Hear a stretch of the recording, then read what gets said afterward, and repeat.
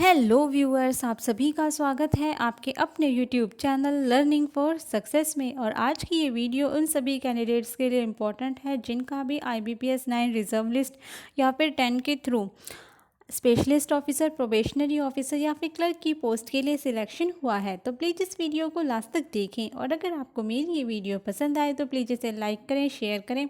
साथ ही ऐसी बहुत सारी अपडेट्स जानने के लिए मेरे चैनल को सब्सक्राइब करें। तो आज की इस वीडियो में डिस्कस किया जाएगा कि आपको डॉक्यूमेंट वेरिफिकेशन के टाइम पर रेफरेंस के लिए दो लोगों के नाम क्यों देने होते हैं। तो चलिए अपनी इस वीडियो को हम स्टार्ट करते हैं। तो जब आप डॉक्यूमेंट वेरिफिकेशन के लिए जाएंगे तो बैंक जो है वो आपको एक फॉर्म देता है और उस फॉर्म में आपको अपनी सारी डिटेल्स जो है वो फिल करनी होती हैं। तो वहीं पर एक कॉलम होता है जहाँ पर आपको दो लोगों के यानी कि 2 पर्सन्स के नेम जो है आपको एज अ रेफरेंस देने होते हैं।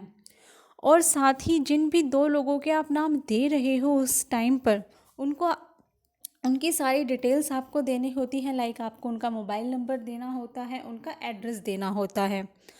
तो वो दो लोग जिनका भी आप नाम दो वो आपके रिलेटिव्स जो है वो नहीं होने चाहिए। आप अपने रिलेटिव्स को छोड़कर आपके अपने किसी फ्रेंड का या फिर अपने किसी नेबर का या किसी ऐसे इंसान का जिसको आप जानते हो उनका नाम दे सकते हैं।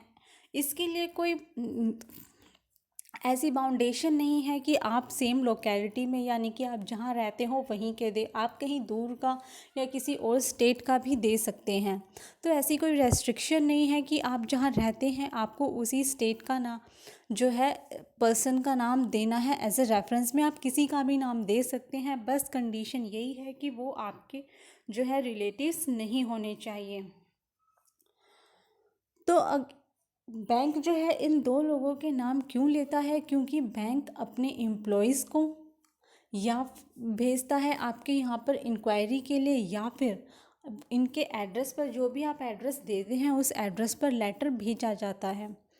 तो इसीलिए आप जिन भी दो लोगों के नाम दें उनके नाम बहुत सोच समझ कर दें, क्योंकि उनसे आपकी इंक्वायरी की जाएगी या फिर और साथ ही उनका जो भी एड्रेस दे वो आप एकदम क्लियर लिखें, क्योंकि अगर बैंक लेटर देता है तो वो लेटर उनके एड्रेस पर पहुंचना चाहिए।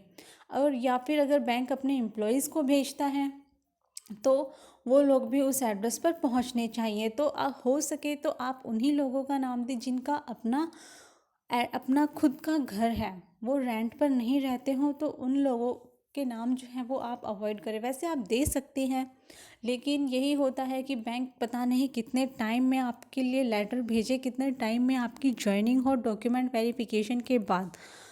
तो अगर वो कहीं और शिफ्ट हो जाएंगे तो फिर आपको ही प्रॉब्लम होगी। इसलिए जो परमानेंट रहते हों, जिनका परमानेंट एड्रेस हो, उनका ही आप जो है एज ए रेफरेंस उन्हीं दो लोगों के आप नाम दें।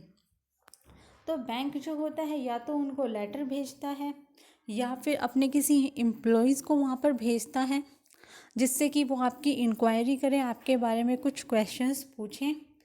और इससे क्या होता है कि आपका एक कैरेक्टर सर्टिफिकेट भी बैंक को मिल जाता है कि हाँ आपने अपने बारे में जितनी भी इंफॉर्मेशन दी है वो सही है या नहीं है।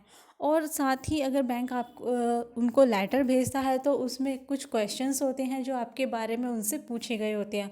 वो बैंक टू बैंक डिफ़र हो सकते हैं, लेकिन कुछ क्वेश्चंस जो होते हैं वो सेम होते हैं। जैसे कि मैं अभी आपको इस वीडियो में दिखाऊंगी कि किस टाइप के क्वेश्चंस जो होते हैं अगर वो लेटर भेजते हैं या फिर वहाँ के कोई पर्सन आता है बैंक की तरफ से आपके बारे में इंक्वायरी करने के लिए, तो वो किस टाइप के क्वेश्चन पूछते हैं।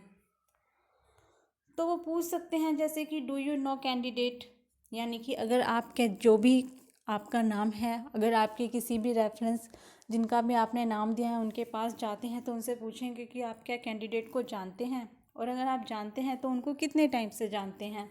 If yes then from how much time.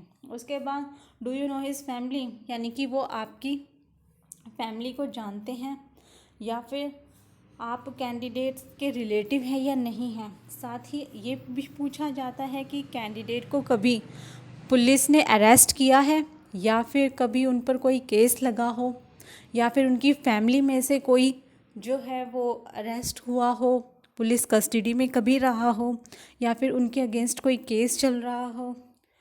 ये सब चीज़ें पूछी जाती हैं। और साथ ही ये भी पूछा जाता है कि कैंडिडेट का जो कैरेक्टर है वो गुड यानी कि अच्छा है या नहीं है, या फिर कोई ऐसी बात जो आपके बारे में आपने अपने बारे में ना बताई हो और आपके लिए वो जो है आपको गवर्नमेंट जॉब में आने से रोके, या फिर आपके ऊपर कोई क्रिमिनल एक्टिविटीज़ में तो इन्वॉल्व नहीं है। इस तरह की कुछ बातें होती हैं जो आपके बारे में उन दो लोगों से पूछी जाती है जिनका भी आप एज अ रेफरेंस में नाम देते हैं।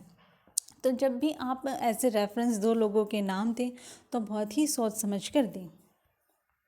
सो गाइस, ये थी वो इम्पोर्टेंट इन्फॉर्मेशन डॉक्यूमेंट वेरिफिकेशन से रिलेटेड जो मैंने आप सभी के साथ शेयर की। अगर आपके लिए ये वीडियो हेल्पफुल रही हो, इम्पोर्टेंट रही हो, तो प्लीज़ इस वीडियो को लाइक करें, शेयर करें, साथ ही ऐसी बहुत सारी अपडेट्स जानने के लिए मेरे चैनल को सब्सक्राइब करें। And thanks for watching.